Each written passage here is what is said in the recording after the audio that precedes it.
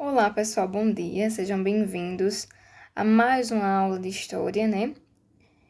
Galerinha do nono ano. Hoje a gente vai trabalhar um pouquinho sobre História, com Direito, misturado aí com Direito, certo? Para quem gosta, né? Quem aí decidir um dia aí seguir a carreira de advogado, se Deus quiser, vai gostar desse conteúdo. Mas é muito necessário para a gente estudar a disciplina de História também. Nós estávamos vendo sobre a questão da proclamação da República. E dentro dessa proclamação da República, foi necessário criar uma nova identidade para o país, seja de símbolos, seja de como era tratado, né? E sobre as leis, sobre a Constituição que regia o país, né? Então, hoje a gente vai ver aí as duas primeiras constituições do Brasil. Uma aí que foi feita com a independência do Brasil e outra que foi reelaborada com a República, né? Quando foi instaurado a República no Brasil, tá certo?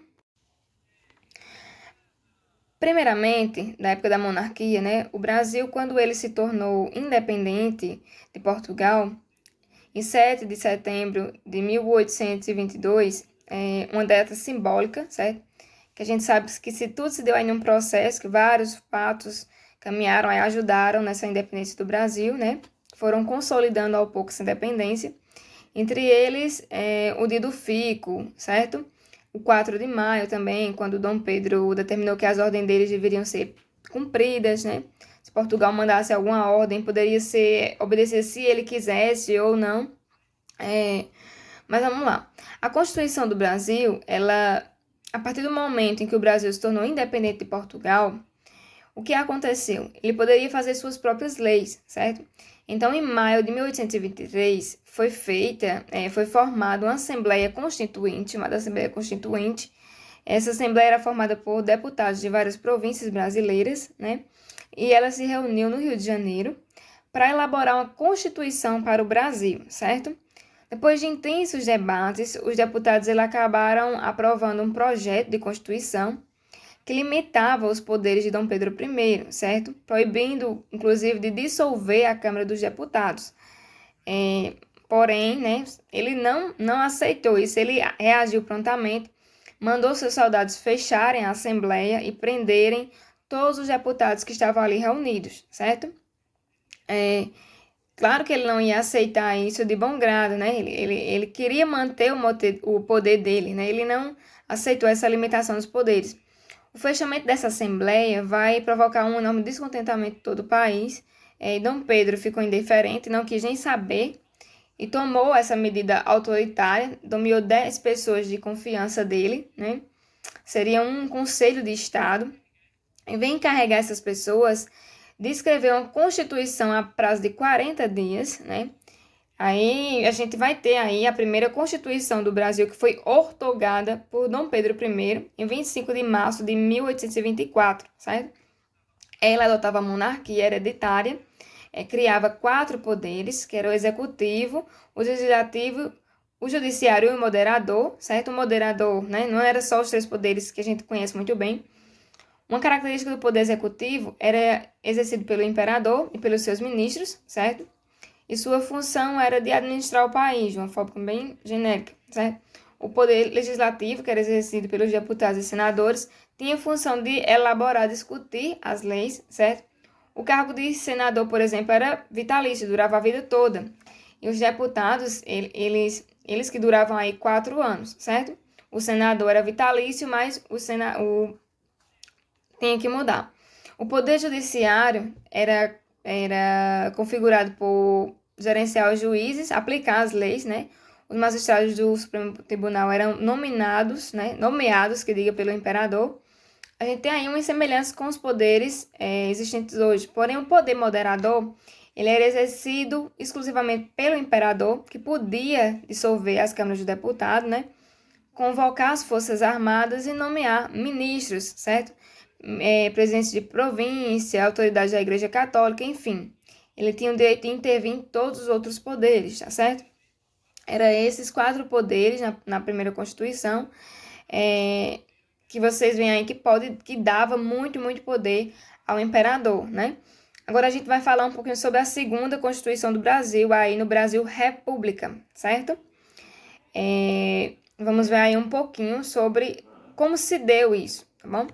A gente pode tomar como ponto de partida o porquê isso aconteceu, né? Proclamação da República, a gente sabe que teve a insatisfação das classes médias, né? A questão da militar, a questão religiosa, tudo isso que a gente já vem estudando, certo? Os latifundiários que queriam participação política nas decisões, né? Isso tudo possibilita um movimento republicano ganhar força, né? E destituir a monarquia por Deodoro da Fonseca, que era o militar, né? E seus soldados. Por isso aí, Primeira República, República da Espada, certo?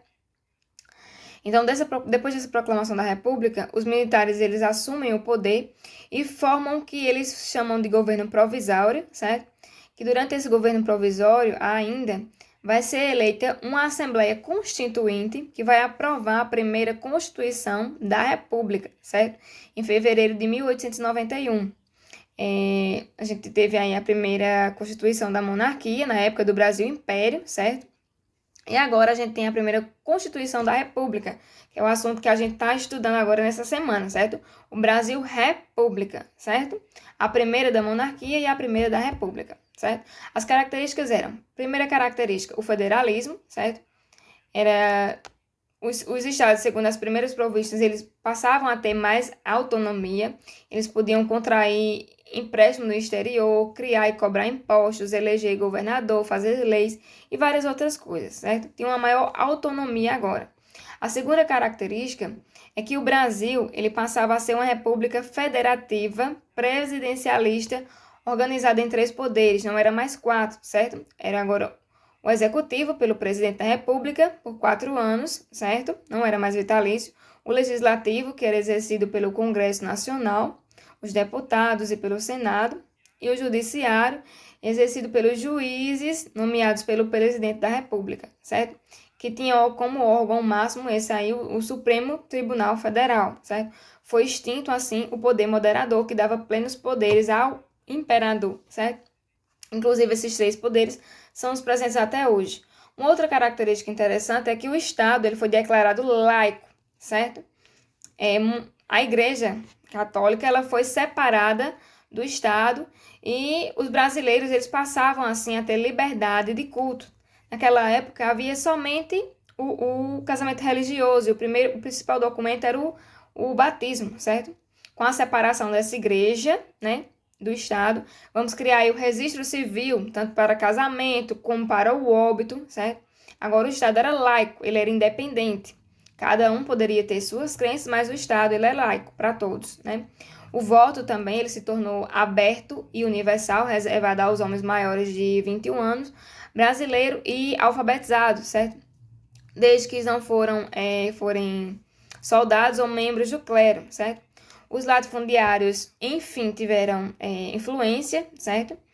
E dentro dessa influência dos latifundiários, acabou aí abrindo brecha para o chamado voto de cabresto, né? O voto do coronelismo, que a gente vai estudar isso mais adiante, que as pessoas eram obrigadas a votar em quem, por exemplo, quem elas poderiam favorecer de certa maneira.